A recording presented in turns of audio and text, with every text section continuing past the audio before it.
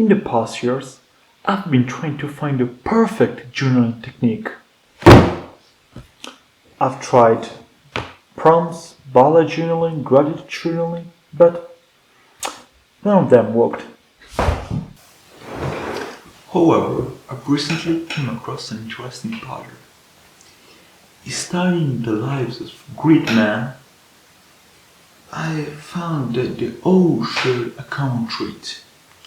They were all consistent writers.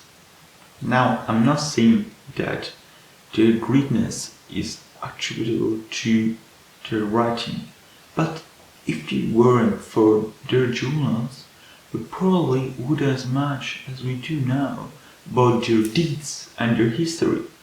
So, here's a short list of great people from history who kept journals: Theodore Roosevelt, Charles Darwin, Benjamin Franklin, Cesar, Ralph Waldo Emerson, Winston Churchill. So I thought, if great men like these thought that it was important to have and to keep a journal, I should try this too. So that's what I did.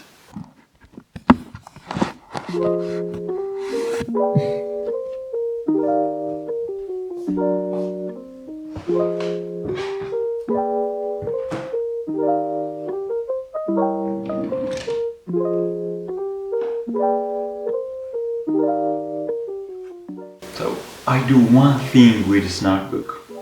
Recap my day. Yeah, I know it's nothing fancy or special, just that. But why? Because this is where a lot of people get hung up with their journaling. They don't know what to write about. So they go online to search prompts, suggestions to write and define, like, if you were a cloud, which cloud you would be, like stupid weird things. No, I just recap my day, and some days it might be super normal, and that's okay, because that's the beauty of it. Maybe in 20 years it won't be that normal. So let's say, okay, today I just went to work, I went to the gym, and that's okay, because maybe in 20 years no one will work or no one will go to the gym.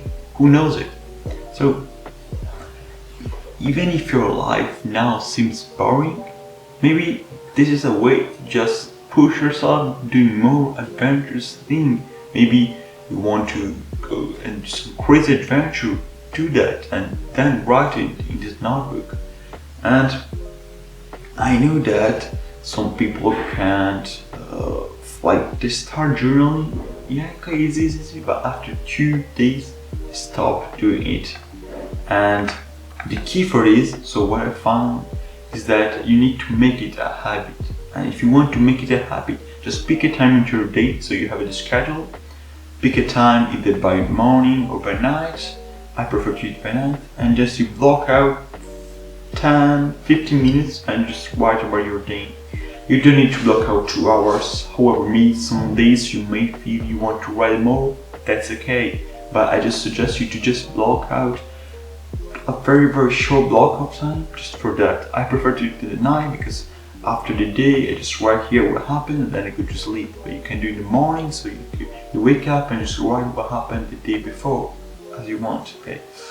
So one thing that is key for you for this journaling is just to never miss 2 days in a row. Because let's say you miss one day, you were tired, you didn't want to write about anything, and so you miss it. Okay, you do not want to miss it the next day, because if you miss 2 days in a row, it will be way harder to get back on track, so to start writing again. Someday you might not have time to write it. Just keep your commitment. You just need to write a few words.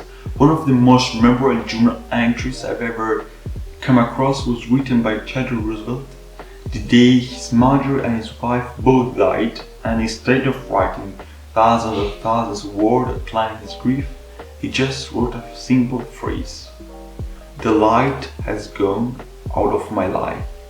And this is super deep, because he chose to keep his commitment to what he said, but just like draw across and just a simple line. You can do this.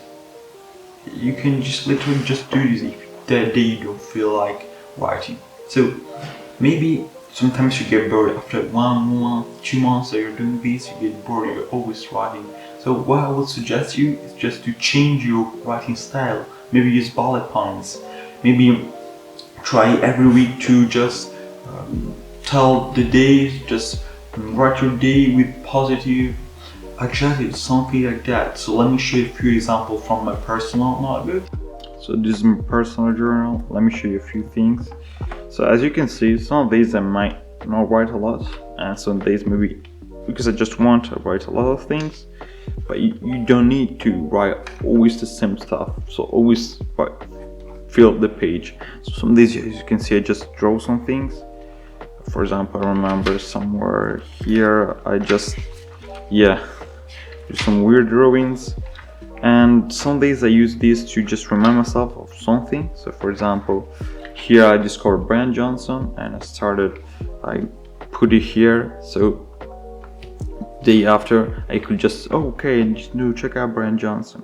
As you can see, I've started with doing some bullet points. You see, some like just writing some thoughts, and then I switched to full writing the page, and then maybe sometimes I just don't write anything, and it just to keep the commitment. You see, I just write just to keep the commitment so that I don't miss 2 days in a row, and I can just literally tell about everything.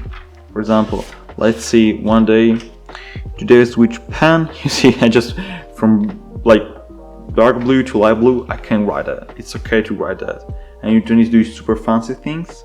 And here are drawing weird drawings, and that's okay. That's why you need to keep your commitment just by doing even just a few lines. That's okay. No one is going to blame you. So after all this super long thing, you may ask, why do you need to keep a journal? And that's a good question, but think about it. In 20 years from now, you probably won't remember almost anything about today, because you always say, yeah, when I'll be 80, I'll remember everything I've done. No, it's not like that. Like right now, tell me if you can remember something that you've done at 5, at 7, at 10. Probably just a few glimpses of what happened. Probably. Just be honest. And that's why you need to document more your life, because details are what make life worth remembering. So that's why you need to document more, to write more in this diary. And maybe in 20 years you'll have grandkids, you'll have kids, and they want to know more about you.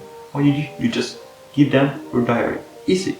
And probably they find it very, very interesting, because think about it. Your grandfather or even your grandfather just thought, okay, this is normal. I'm just farming. Maybe into the war now. I'm just farming and just living my original life. And today, their life was something else, was special, because nowadays it's not anymore like that. So you need to document, because in 20 years, in 10 years, heck, maybe even 5 years, everything will be different. So you need to show what was like when you lived, like not now, when you lived. And that is the great thing about it. Another very, very interesting point is that, let's say that you had a decision and you were like, why did you take this decision? So you go back to your journal and say, okay, that day I was feeling like this, that's why I took that decision. Or maybe after 5 years of doing this, you say, in 2024 I was pretty bad with relationship. What happened? Why this? You go back and you see which action did you take to do all these things, and what you can avoid to repeat those actions.